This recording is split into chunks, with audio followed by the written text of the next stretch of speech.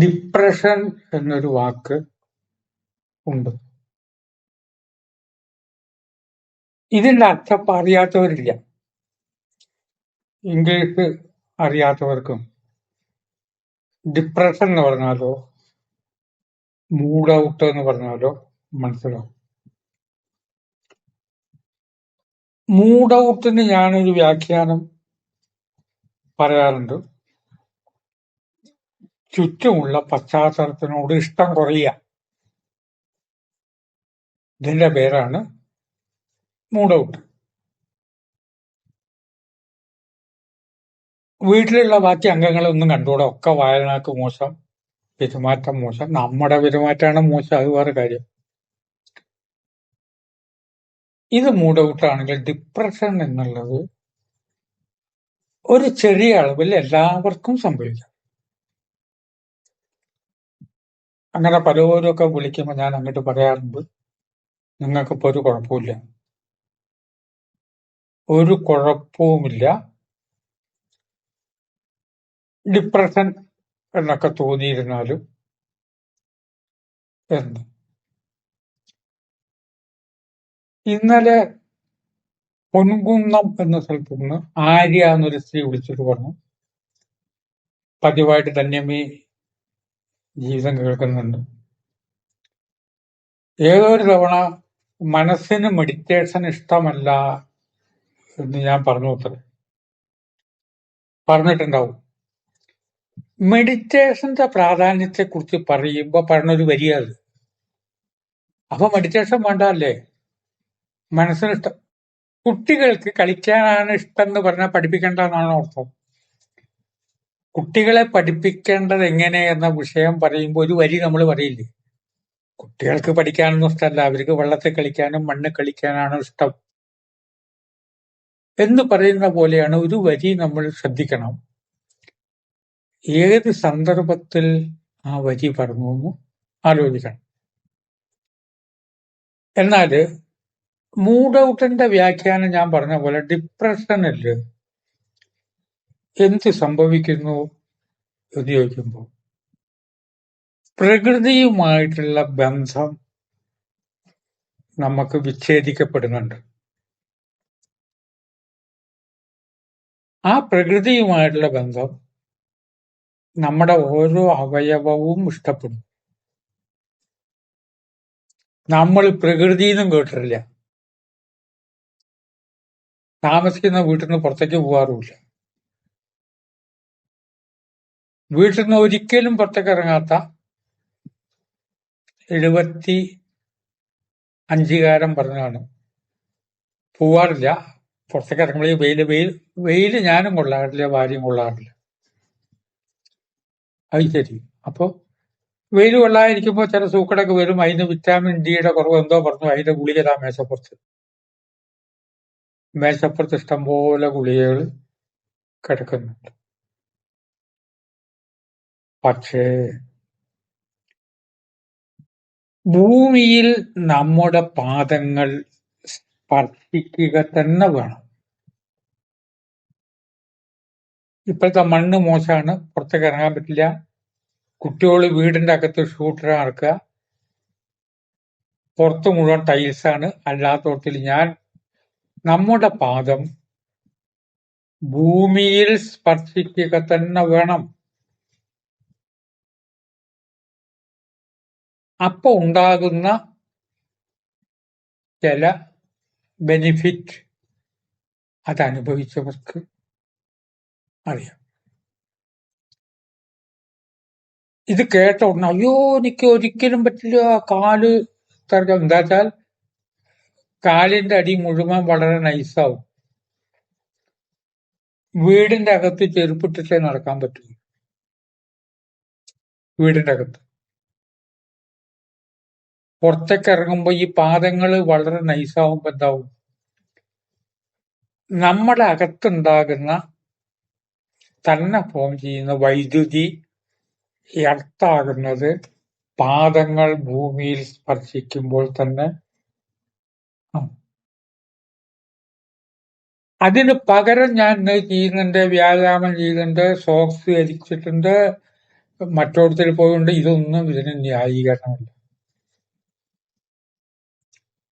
വൃക്ഷങ്ങൾക്ക് വേദന ഇല്ല എന്ന് പറയാൻ കാരണം പല ഏംഗിളിൽ പല ചിന്താധാരകളിൽ പറയുന്നതാണ്. അനവധി പേര് പറയുന്നത് കേട്ട് പറയുന്നതാണ്. വൃക്ഷങ്ങള് എപ്പോഴും ഭൂമിയിൽ നിൽക്കുന്നു. ഭൂമിയിൽ നിൽക്കുന്തോറും അതിന്റെ വേദന ഭൂമിദേവി ഏറ്റെടുക്കും. സകലത്തും നമുക്ക് അർത്ഥാക്കാൻ പാദങ്ങൾ ഭൂമിയിൽ സ്പർശിക്കുക തന്നെ വേണം. അതിനിടയിൽ ഒരു 8 വീട്ടിൽ ആദ്യം മാങ്കാവിൽ താമസിച്ചിരുന്നു, പെരുമ്പിലാവിൽ എന്ന് പറഞ്ഞിട്ട് അത് നോക്കി നടത്താൻ ബുദ്ധിമുട്ടായതുകൊണ്ട് ദക്ഷിണ ചിത്രയിൽ അത് മ്യൂസിയാക്കി. അവിടെ വേറെ വീട് പണിയുന്നതിന്റെ ഗ്യാപ്പിൽ ആ വീട് പണിയുന്ന കാലത്ത് ചക്കോരത്ത് കൊടുത്തൊരു ഫ്ലാറ്റ് താമസിച്ചു. മണ്ണിൽ ചവിട്ടി നടക്കാൻ നിവർത്തിയില്ല. ഫ്ലാറ്റിലാണ് താമസം. പുതിയ വീട് വന്നു. അതിൻ്റെ അകത്ത് മാർബിളാണ്. മാർബിള് ഭയങ്കര തണുപ്പാണ്. മാർബിൾ ചവിട്ടി നടന്നാൽ വാദം തീർച്ചയാണ്. അകത്ത് ചെരുപ്പിടേണ്ടി വന്നു. ഈ സമയത്ത് പാദങ്ങൾ ഭൂമിയിൽ സ്പർശിക്കണം. എണീറ്റ ഉടനെ തന്നെ കൈകൊണ്ട് ഭൂമിയെ സ്പർശിക്കണം എന്നാ പറയും. കട്ടിൽ നിന്ന് എണീറ്റ പോലെ. ഇനി കുറച്ചു ദിവസം കൊണ്ട് ചെരുപ്പിടാതെ നടക്കാൻ ചെരുപ്പിട്ട് നടക്കുന്ന വ്യക്തി മാറിയാൽ കാലുകൾക്കത് മനസ്സിലായി. നമ്മൾ നോക്കിയിട്ടുണ്ടോ, വിറക് വെട്ടാത്ത ഒരാള് ഒരു ദിവസം മടാലെടുത്തിട്ട് വിറക് കൊത്തിയാൽ കൈ വേദനിക്കുകയും ചെയ്യും. ഇവിടെ ഇങ്ങനെ വെളുത്തിട്ട് പൊന്തും. അതിനകത്ത് മുഴുവൻ ജലമായിരിക്കും. പ്രാണം ചെയ്യുന്ന വളരെ നല്ലൊരു കാര്യമാണ് അത്. ഓഹോ, വിറക് കീറാനാ പരിപാടിയില്ലേ, അപ്പൊ ഇത് പറ്റില്ല. ഈ മസിൽസിൽ കുറച്ചും കൂടി തഴമ്പ് അവിടെ ആവശ്യമാണ്. അതങ്ങോട്ട് വറ്റി അവിടെ തഴമ്പായിട്ട് മാറി.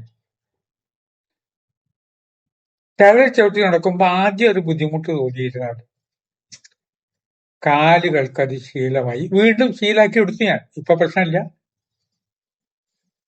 ആദ്യം തുടക്കത്തിൽ ഒരു കാലിന് വേദന ഉണ്ടാവും. പക്ഷെ ഒന്ന് സ്പർശിച്ച് വെക്കുക കാല്. രണ്ടാമത്തെ ദിവസം ഒന്നും കൂടി വെച്ചിട്ട് 2 അടി നടക്കുക.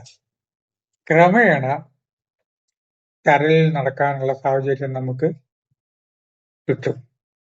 പുഴയിലോ സമുദ്രത്തിലോ മണലിൽ ചവിട്ടുമ്പോൾ 2-3 ഗുണമുണ്ട്. അക്യൂപഞ്ചർ ട്രീറ്റ്മെന്റിന്റെ ഗുണം കിട്ടും. പാദത്തിന്റെ എല്ലാ ഭാഗത്തും മണല് സ്പർശിക്കും. ഡിപ്രഷൻ വരാതിരിക്കാൻ വേണ്ടി ഈ ഡിപ്രഷൻ ഉള്ളവരോട് ഞാൻ ചെരുപ്പിനെ പറ്റി ചോദിച്ചു. അയ്യോ, അങ്ങോട്ട് പറയാ വേണ്ട, എനിക്ക് കാല് പുറത്ത് കുത്താൻ വയ്യ, ഇത് പറഞ്ഞുകൊണ്ടിരിക്കും. അങ്ങനെ പറയുന്ന ഒരാളോട് ഞാൻ പറഞ്ഞു, നിങ്ങൾ ചെരുപ്പിടാതെ പെട്ടെന്ന് നടക്കണ്ടെന്ന്. ഒരു കസേരയിൽ തൽക്കാലം കാലൊന്ന് വെക്കൂ. കുറച്ചു നേരം കഴിയുമ്പോ കാലം അങ്ങനെ വെക്കാന്നാവും. പിന്നീട് കാലൊന്ന് മാറ്റി വെക്കൂ. ക്രമേണ കാലിന് മനസ്സിലായി ഇയാൾ നടക്കാൻ പരിപാടി ഉണ്ടെന്ന്. മനസ്സിന്റെ ടെൻഷൻ കുറയും. പെട്ടെന്ന് ശീലിച്ചെടുക്കാവും. ഒഴുകുന്ന വെള്ളത്തിൽ കുളിക്കണം. ഭൂമിദേവി നമുക്ക് ക്ഷമ തരുകയും ഡിപ്രഷൻ ഇല്ലാതാക്കുകയും ചെയ്യുന്ന പോലെ ഒഴുകുന്ന വെള്ളത്തിൽ കുളിക്കണം. അഥവാ ഒഴുകുന്ന വെള്ളത്തിൽ കുളിക്കാൻ അസൗകര്യമുള്ളവർ, ഈ അസൗകര്യമൊന്നും പ്രകൃതിയോട് പറഞ്ഞിട്ട് കാര്യമില്ല. ആകാശം, വായു, അഗ്നി, ജലം, ഭൂമി, ഈ പഞ്ചഭൂതങ്ങളോട് ഇതേപോലെ ന്യായീകരണമൊന്നും പറയുന്നു. ഒഴുകുന്ന വെള്ളത്തിൽ കുളിക്കണം. പച്ചവെള്ളവും നേത്രവുമായിട്ട് ബന്ധമുണ്ടാകണം. മുങ്ങി കുളിക്കുമ്പോ കണ്ണൊന്ന് തുറക്കും. കണ്ണൊന്ന് തുറന്നിട്ട് വെള്ളത്തിൽ നീന്തുന്നവര് വെള്ളത്തിൽ വെച്ച് കണ്ണ് തുറക്കുമ്പോ ആ നല്ല ശുദ്ധജലം കൊണ്ട് കണ്ണുകൾ കഴുകപ്പെടും. ആദ്യത്തെ ഒരു നീറ്റിലൊക്കെ ഉണ്ടാവും. പക്ഷെ ക്രമേണ അതില്ലാതെയാവും. ഞാൻ കുളിക്കുന്നതിന് മുമ്പേ ബക്കറ്റിലേക്ക് മുഖമൊന്ന് വെച്ച് കണ്ണു തുറക്കും. അപ്പൊ ആകെ ഒരു കളറായിരിക്കും. ആദ്യമൊക്കെ ചെയ്യുമ്പോ ചെറിയൊരു നീറ്റലൊക്കെ ഉണ്ടാവും. ക്രമേണ ഇപ്പൊ കണ്ണിന് ശീലമായി. കണ്ണിന് അത് വലിയ ഇഷ്ടമാണ്. കുളിക്കാൻ പോകാത്ത കണ്ണിന് വലിയ ഇഷ്ടമാണ്. രാവിലെ കുളിക്കുമ്പോഴും വൈകുന്നേരം കുളിക്കുമ്പോഴും ഒരു കാര്യം ചെയ്യും. കണ്ണുകള് നിറ ബക്കറ്റില് അങ്ങോട്ട് വെച്ചിട്ട് കണ്ണങ്ങോട്ട് തുറക്കുമ്പോ ഇപ്പൊ നല്ല സുഖമാണ്. ആ ജലവും കണ്ണുമായിട്ട് നല്ല മാച്ചാണ്.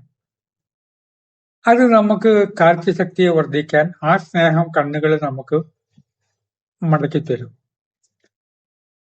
അവർക്ക് കണ്ണിന് വലിയ കാര്യമായിട്ടുള്ള അസുഖങ്ങളൊന്നും വരില്ല. വേറെ ആൾ ഇങ്ങനെയായിട്ട് വന്നല്ലോ എന്നുള്ള ന്യായീകരണം ഇപ്പൊ തൽക്കാലം പറയുന്നില്ല. കാറ്റ്, ഫാനിന്റെ കാറ്റ് മാത്രമല്ല കാറ്റ്. ആ ചില മൈതാനത്ത് നിന്ന് ചില സമയത്തൊക്കെ കിട്ടുന്ന അതിലെ വരുന്ന കാറ്റ് കൊള്ളുക എന്നുള്ളത് വല്ലാത്തൊരു അനുഭവം ആണ്. വീടിന്റെ അകത്തെ ആകാശമാണ് നമ്മൾ യൂസ് ചെയ്യുന്നത്. അപ്പൊ യഥാർത്ഥ ആകാശത്തിന്റെ ഭംഗി എന്താണ് നമ്മൾ ആലോചിക്കണ്ടേ? ഒരു യഥാർത്ഥ തീർത്ഥാടനത്തിന് ഇത് 5 ഗുണം ചെയ്യും. പാദങ്ങൾ ഭൂമിയെ സ്പർശിക്കും. ഇതിപ്പോ 5 ഗുണം ചെയ്യുന്ന വെച്ചിട്ട് ഏപ്രിൽ 1-ാം തീയതി അയോധ്യയില് പോകുന്നുണ്ട്. ഞാൻ 15 കുടുംബക്കാരും കൂടി ചേർന്ന് ഫ്ലൈറ്റില് ലക്നൗ വഴിയാണ് പോകുന്നത്. നടക്കാൻ ഭൂമി പാദം സ്പർശിക്കാനും സരയൂല് കുളിക്കാനും ഈ പഞ്ചഭൂതങ്ങൾ 5-ുമായുള്ള ചേരുവ കൂടാതെ സത്സംഗത്തിനും കൂടി എത്തുമ്പോ അതിനൊരു പരിപൂർണത ഉണ്ടാകും. അങ്ങനെ പരിപൂർണതയ്ക്ക് പോയില്ലെങ്കിലും എപ്പോഴെങ്കിലും ഒന്ന് നഗ്നപാതനായിട്ട് മണലിലോ മുട്ടത്തോ കാലൊന്ന് വെച്ച് വേദന വരാതെ ഒന്ന് നിന്ന് ശീലിക്കുമ്പോൾ ഇന്ന് ഈ ഡിപ്രഷൻ എന്ന് പറയുന്നത് ഗുളിക ഇല്ലാതെ പറ്റില്ല എന്നുള്ള വിചാരമൊക്കെ വേറെ. ഗുളിക വേണോ വേണ്ടോ എന്നല്ല. ഭൂമി അടിച്ചു തരുമ്പോൾ ഭൂമി നമുക്കൊരു ഗുണം തരും. ക്ഷമ, അത് ഭൂമിയുടെ ഗുണമാണ്. ചിന്തയ്ക്ക് വിട്ട് വാക്കുകൾ സംഭരിക്കുന്നു.